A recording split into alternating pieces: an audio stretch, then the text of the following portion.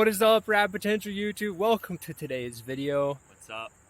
We got Justin here in a lovely CYM FD Rx7, and unfortunately it is not either of our cars. We wish it was.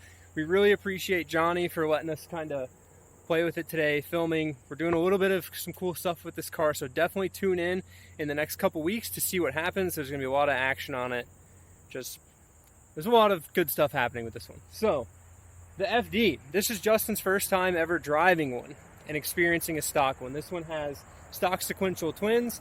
It's a R1, so it's got the nice suede interior. It's a really nice car, and we're not going for an aggressive drive or anything crazy today. We're going to take it for some back roads and just kind of get Justin's first experience just cruising the car. It's a street car, you know, it's not made for the track, but I'm just excited to see what his thoughts are. He's kind of been driving it around a little bit, so this isn't really his first I have impression. some initial impressions, and then we'll keep talking through it. So, and then I'm going to chase him down in the Z06, as you just saw, because it's easy to chase an RX-7 down in the Z06. Come on. So with that, we're going to jump into some driving, and hopefully you guys enjoy seeing a first-time FD Rx7 owner experience a proper FD Rx7. Yeah, proper nice car. Yeah. These things, Johnny, it's really nice. Good job. It's cool that we're driving two cars that are so different, but yet they share one thing. RX-7, LS7. Super close. I mean, you could like put that on a Scrabble board and get confused. First rip question though. Sequential turbos. What do you think? Stock twins.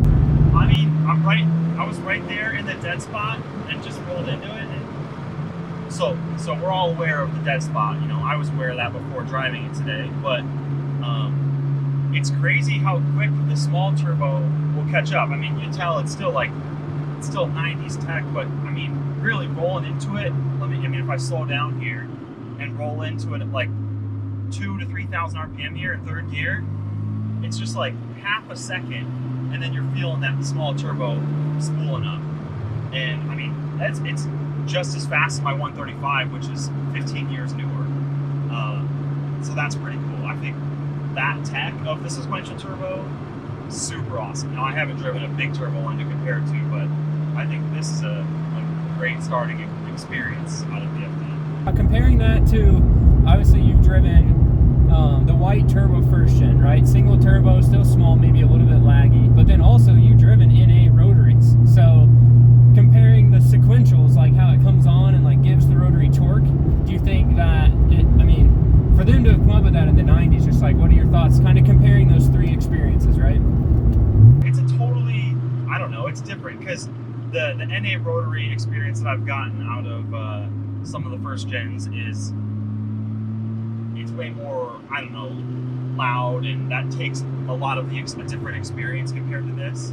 And it just feels more rough of an experience where the way this small turbo comes on here, it just feels so refined and smooth, and I don't know, it is way more refined, especially compared to the Chiba, the turbo first gen, which really comes on and slaps you, really gets after it.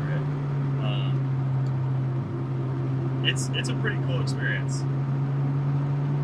And like, I've driven FDs that are non-sequential, and it just drives like a single turbo car. It feels a little laggy. You don't get that bottom end. It spools quicker than a big single, but still not quite. But you don't get the cool like rotary experience out of it. It's just like any other turbo car that waits and then spools and makes a bunch of power. Where yeah, for sure. This still feels it's reminiscent of that NA power, the NA rotary, where you still get that good noise and that full torque pull that you get out of your like Bridgeport cars.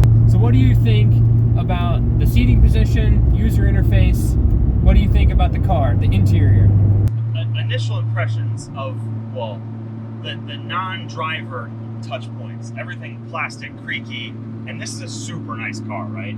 So, but there's that aspect of it. We can look past that to the driving inputs. This has a short shifter in it, which is really tight, and it's not my exact vibe, but it feels good. But steering input, the wheel, everything's really good. The seating position could be a little bit lower. Stock wheel, I mean, I'm only 6 foot, not big guy status like you, and it still could have a little bit of improvement for my size, but really not bad. The pedals and everything, I'm used to Miatas. It's probably a very similar gas pedal, and that whole steering wheel to gas pedal experience is familiar. I don't know. The touch points are really nice in this car. The other points of the door cards, the center console, and those things, not so much. Leaves some room to be desired. This car, it is something wild. I mean, we were in the car for 10 minutes and had 2 separate people come up to me, like drooling, absolutely drooling over. I mean, this is the dream spec. It's in the 99 bumper, 99 wing, CYM, right? And it's flashy. So, kid flew his Mazda 6, Speed 6 over and jumped out and was drooling all over it, wanting to sit inside.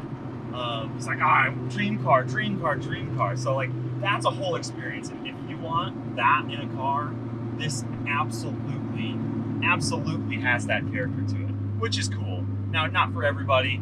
It'd be a fun thing to have in the fleet, but I wouldn't want that to drive this every day. It gets a lot of attention. Dude that came up to us at the gas station, the 2 ladies that were gawking over it, plus that guy that backed his truck into the... To tell that story. This guy's asking us at the gas station, hey man, can I take a picture of your car? I really want to share it with my son. So again, it grabs attention. And then he's taking photos of it, talking to me outside of the car, and then he gets back in his truck, and he's like slowly backing up from the gas pump to snap some more pictures of it as he's reversing. And I just hear a big thud, bang. And he backed into a big old dumpster, taking a picture of the car. I was like, yeah, I'm gonna pretend I didn't notice that. But he just carried on taking photos of the car. Didn't care about his brand new Tundra. More interested in the old 90s flashy car. Pretty cool. It's definitely an experience for you and everyone else that's around while you're driving it. Yeah, that's one of the things I was saying too. You know, that car has such a heavy road presence. Like, it doesn't matter how fast it's going. It doesn't really matter, you know, like what road you're driving on. Like, if you have an FD Rx7, it invokes a feeling in everyone around you that knows and respects cars that not many cars do. You know, at least not many, like, mostly stock factory road going cars, right? Because that's got the 99 spec front end and 99 spec wing and taillights. Otherwise, it's all factory aero. It doesn't have anything crazy, you know? And it does feel special. I mean, I don't know if it's, for me, I don't know if it's the yellow paint that really sets it off.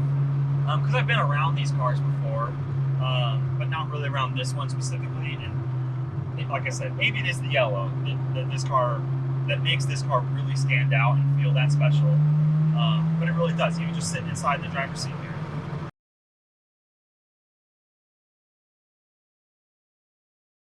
And it's like, you know, to kind of bring everything to conclusion, you know, we were sitting in my driveway before we came out to go film this video, and just looking at all the cars that are sitting there. You know, we had an E36 M3, we had my CO6, the RX8, first gen RX7 with fender flares, a rotary truck, you know, and that yellow FD just sitting there, the centerpiece for everything. I mean, you just, like, it's a beautiful, perfectly made, like, it's probably the best yellow FD that's out there. I mean, I would, you know, there's a couple things that could be improved on it, but it just, it sets the tone for everything you're doing. And if you guys ever get a chance to drive one of these things, you definitely should. You know, I know that they're 90s and hard to get, getting expensive, and I just hit my windshield wipers and they hit my camera. But it's such an experience to get driving with wipers in my face now. It's stuck on the camera on the windshield. Anyways, buy an FD Rx7, go drive your buddies, experience them. I really appreciate you guys coming to check out the video, and we'll conclude here on the side of the road before we get back to the house and show you the cars on the outside again. But I hope you guys enjoyed it, and Let me tell you, I sure enjoyed it. yeah, I would say, Justin, any final, you know, I appreciate you coming out, and I know it's like I really had to twist your arm to drive this RX7, but it's an experience. It's hard to find, I guess it's really not, but because it's probably not hard to find a guy that hasn't driven a CYM FD, but it's hard to find somebody experienced one before ever, and put that together. And I think that made this video just, you know, something cool. Hopefully y'all enjoyed it. Yeah, my final thoughts, like it's I don't know. I think honestly the way Johnny has this set up as a street car, right? I know you've talked about this before, and I think I would really agree now after driving this.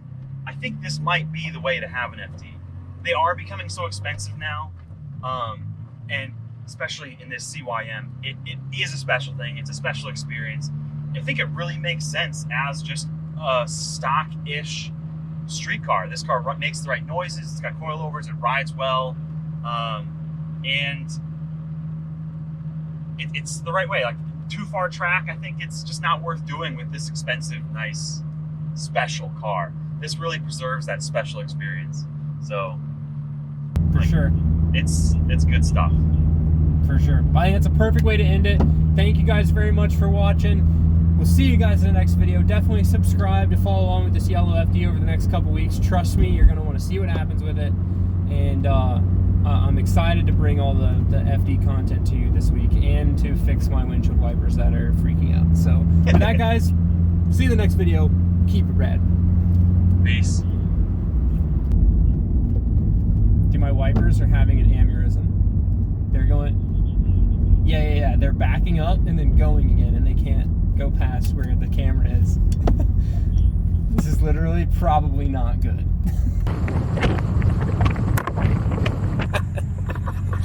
Oh, that's hilarious. Yeah, they're good. Saying the same thing now. Just going. This is like the experience with it. Yeah. Yeah, I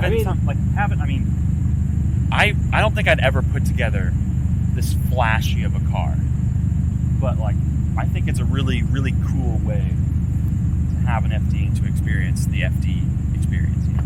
Yeah, because like it's like I've always said, guys. I've driven one of these really hard at the tail of the Dragon, a non-sequential red one. It actually had these wheels and tires on it when I drove it, and it's just scary. Like the car is, you sit really far back. They're just creaky and flexy, and it's not what I would want to build into a race car. Like the RX-8 is very confidence inspiring, but I've always said the dream FD for me was one that was stock sequential, like stock drivetrain completely with wheels and lowered, and that's it. And that's the car that is just, you drive it around because everyone loves to look at it, and that's like, it's the experience of experiencing the car with everyone else. And that 6, 7 tenths driving experience is really good. Yeah. You're not leaning into the door card then and feeling that creakiness. Yeah. And you're just enjoying the sounds that thing makes. And it's just with the little catback. Yeah. No down, like no intake, no nothing. Yeah. You still hear the turbos coming on. You hear the nice slight burble on decel. It's good stuff.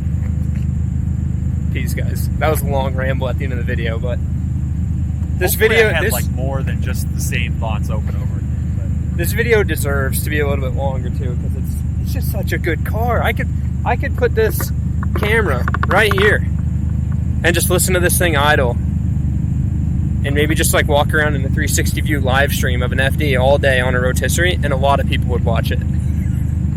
especially this one. Yeah.